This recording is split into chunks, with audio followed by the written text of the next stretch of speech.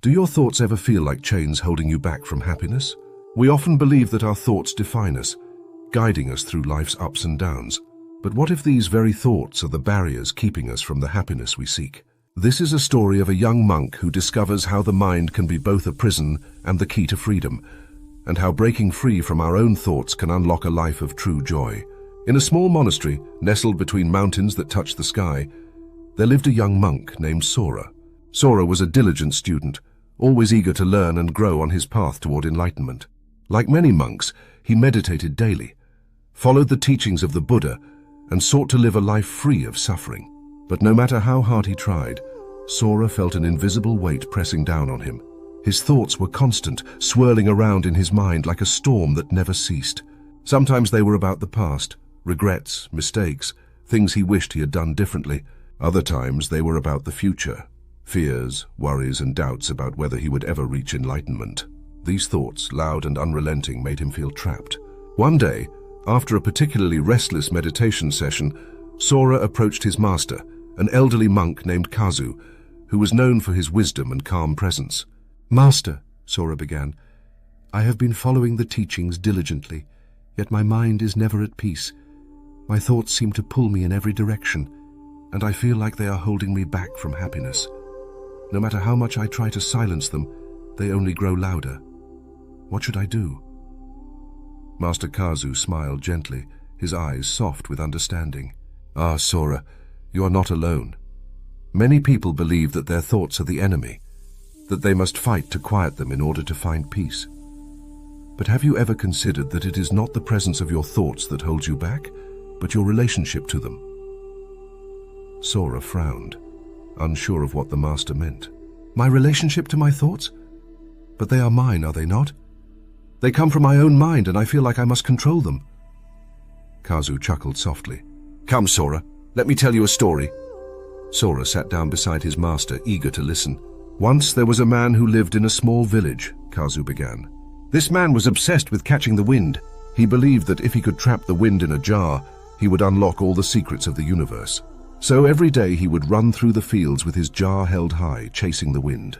But no matter how fast he ran, no matter how hard he tried, the wind always slipped through his fingers.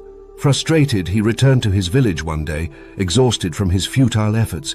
An old woman saw him and asked, 'Why are you so weary, young man?' 'I'm trying to catch the wind,' he replied, 'but it is impossible.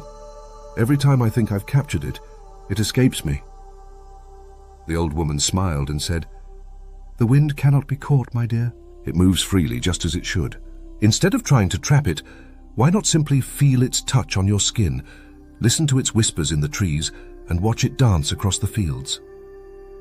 The man paused, realizing the wisdom in her words. He put down his jar, and for the first time stopped chasing the wind. He simply stood still and let the wind wash over him. In that moment, he found peace. Sora listened intently, pondering the meaning of the story. "But what does the wind represent, Master?" Kazu's eyes twinkled as he replied, "The wind, my dear Sora, is like your thoughts. You cannot catch them, control them, or trap them in a jar. They will always move, always flow. The more you try to control them, the more frustrated and exhausted you will become. But if you stop chasing them, if you stop treating them as something to be conquered, you may discover that your thoughts are just like the wind, part of the natural flow of life." Sora's brow furrowed. "So I should just let my thoughts run wild?" Master Kazu shook his head gently. "Not quite. The key is to observe them without attachment. Your thoughts will come and go like clouds drifting across the sky. You are not the clouds, Sora, nor are you the storm. You are the sky itself, vast, open, and unaffected by the passing clouds."